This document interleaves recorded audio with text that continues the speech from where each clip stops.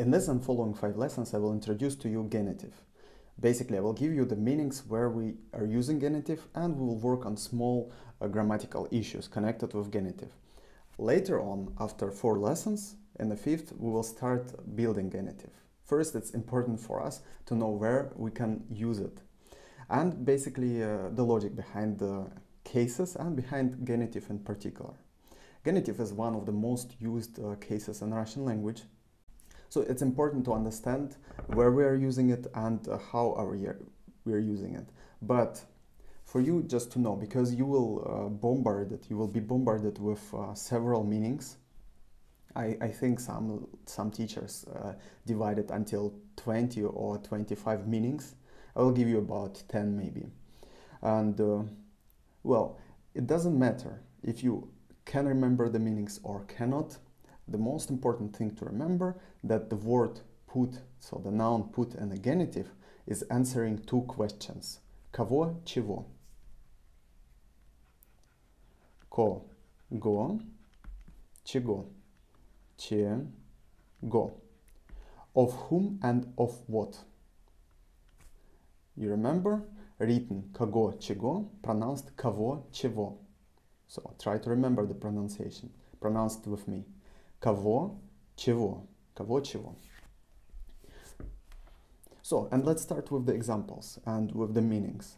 The first and the most important meaning of genitive is basically the possession. It shows the possession of something, of somebody or something. So it answers the questions чей, чья, чье, and чьи. Чей, чья, чье,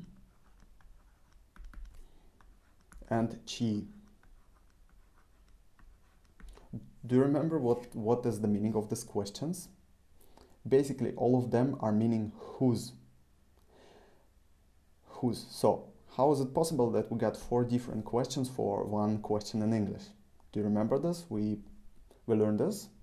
Basically, because we got them in masculine, feminine, neutral, and plural form. In plural, we got only 1, not graded by genders, because in plural, nouns are losing their genders. So, and let's work on examples. Книга друга. Книга друга. Друга. Book of a friend, or friend's book. Книга is book.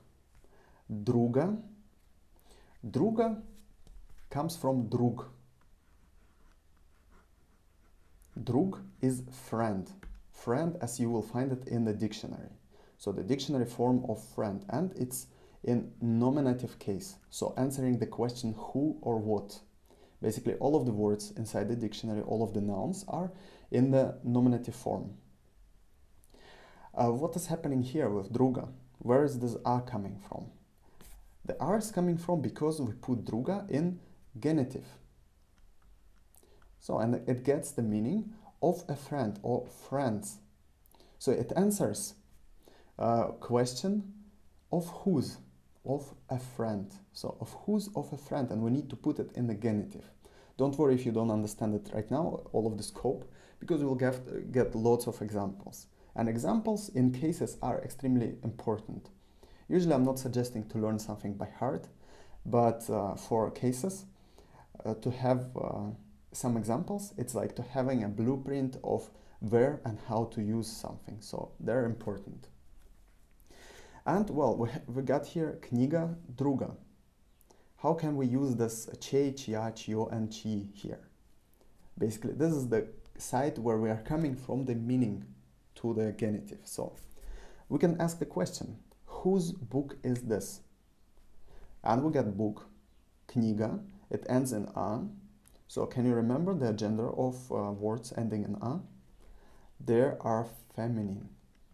So, and what would be the question upon the friend? How would we ask a question about the friend? Whose book is this? And We got kniga, it's feminine, so we need to use whose also in the feminine form. Чья книга? Чья книга? Книга. Whose book? And the answer for this question will be книга друга. And if the answer is on this question, whose in, well, we get the different forms, but if the word would be the answer on this question, then we need to put this word in the genitive form. So this is how the meaning in the cases is used. So чья книга, книга друга, and друг needs to be put in the genitive. Can you see the problem here? Well, the problem here starts with this funny ending, a, with the genitive ending. We got a here and in kniga also. Just imagine you're coming across a word that you don't know the meaning of, and it got the ending a. Naturally, you would think that, well, this word must be feminine.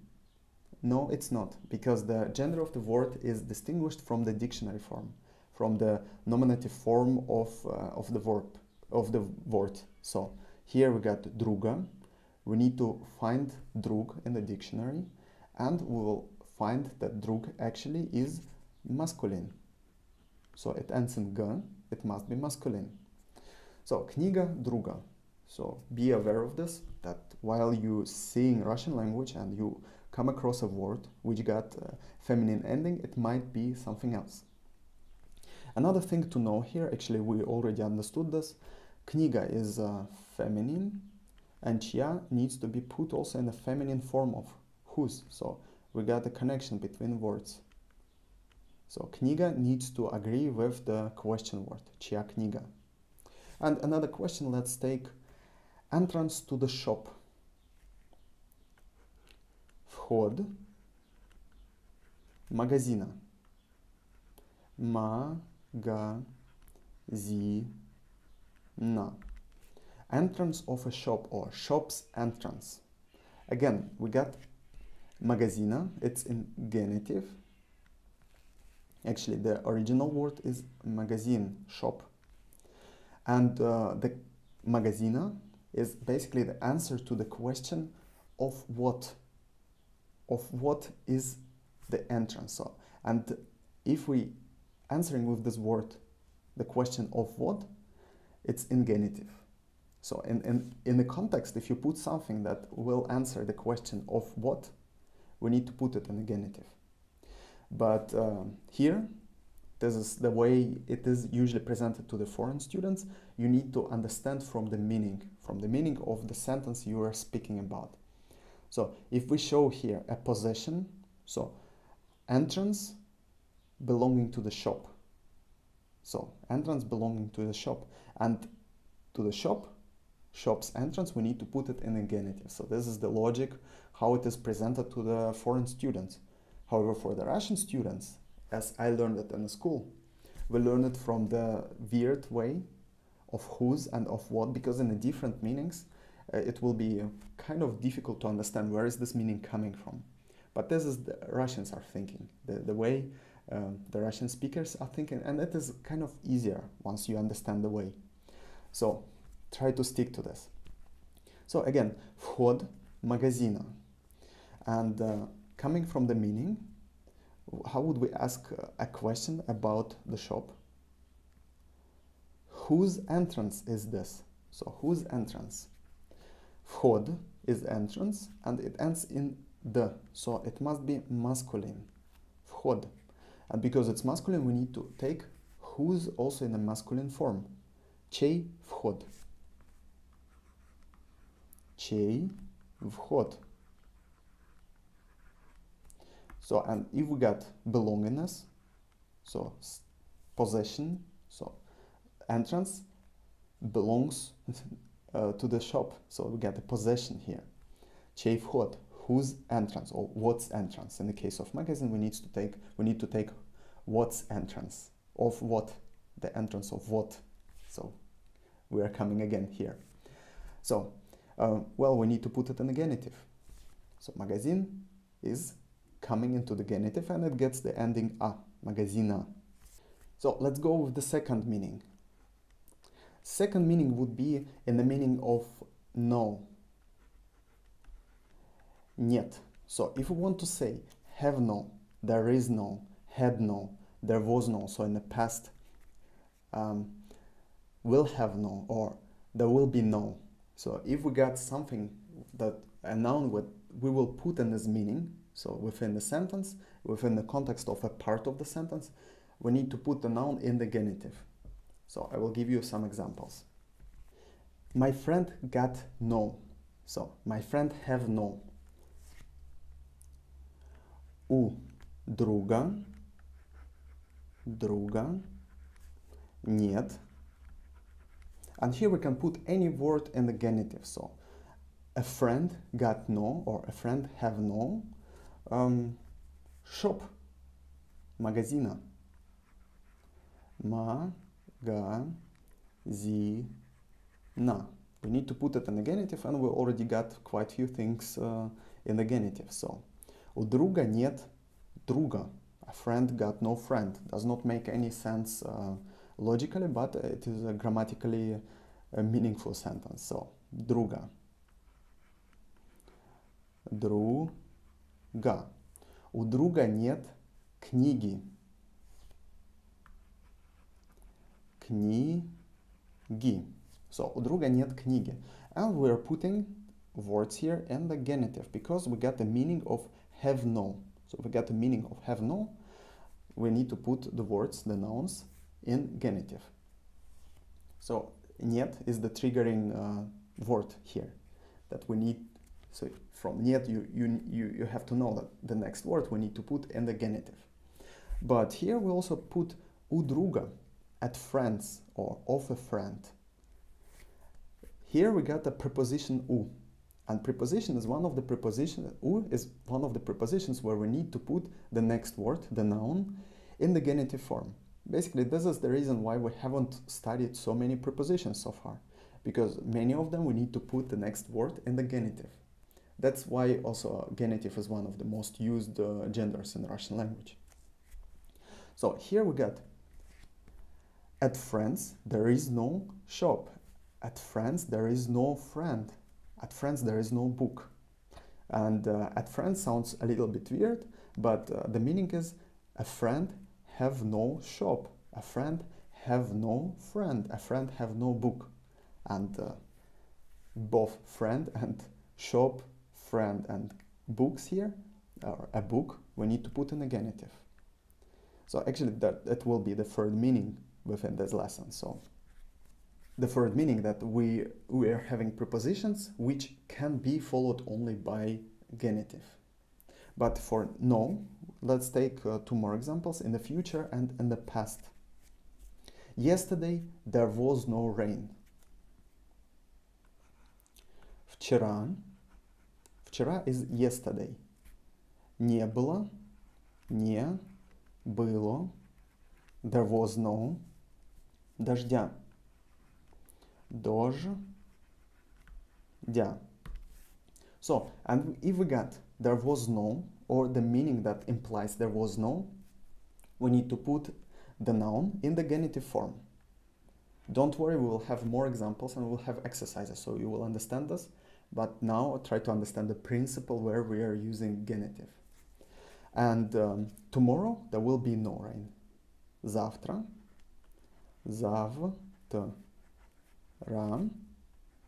не будет дождя.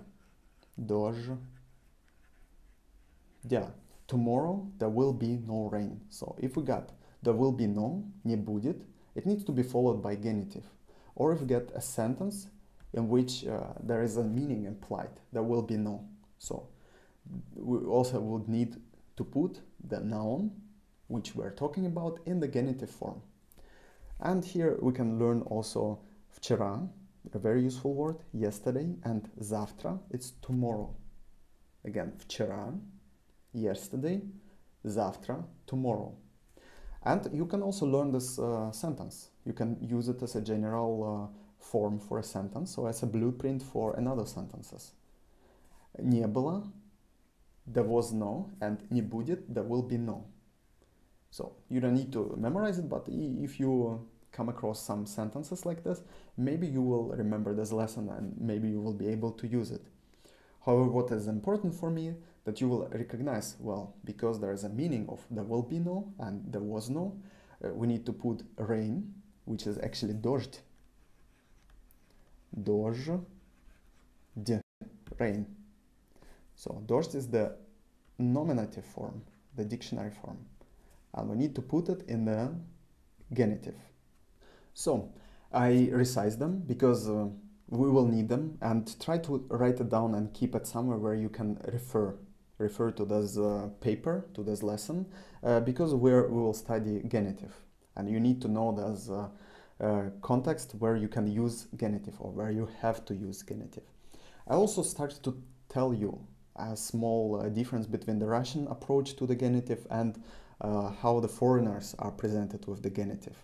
Because Russians using it more naturally, and they use these two questions. So these two questions are more or less enough for Russians to recognize where to put genitive and how to use it. So кого, чего, of whom and of what. And believe me or not, but words in genitive, it doesn't matter the context. For Russians, they answer one of these two questions, of whom and of what. So магазина, if we put it all the way down to the basic meaning, we can actually put it of the shop. Of whom? Of the shop. Of whom? Of the friend, друга. Of whom? Of the book. And of whom? Of the rain. Actually, for book, shop, and rain, because those are not living things, we need to use of what. So, of what? Of the shop. Of what? Of the book. And of what? Of the rain. Дождя, книги, магазина.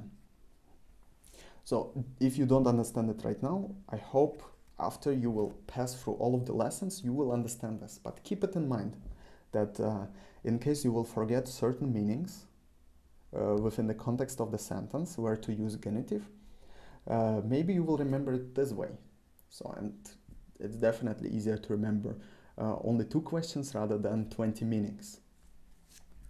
So let's continue with the third meaning, the third major one. So the third meanings is used with prepositions. We're using genitive, nouns in the genitive form after certain prepositions. Very important prepositions, and we will learn them in the next lesson. Basically, I will present to you prepositions which I couldn't really present to you before, because I couldn't really explain to you genitive in the place where we use these prepositions. So 2 examples, or maybe I will give you prepositions so you will understand how important they are. But don't forget that we will have them in the extra lesson. So the prepositions like without, like something, for something, before, from, except. So those very important prepositions will be used with the genitive.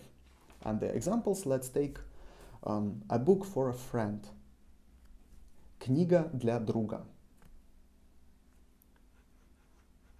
Книга для друга.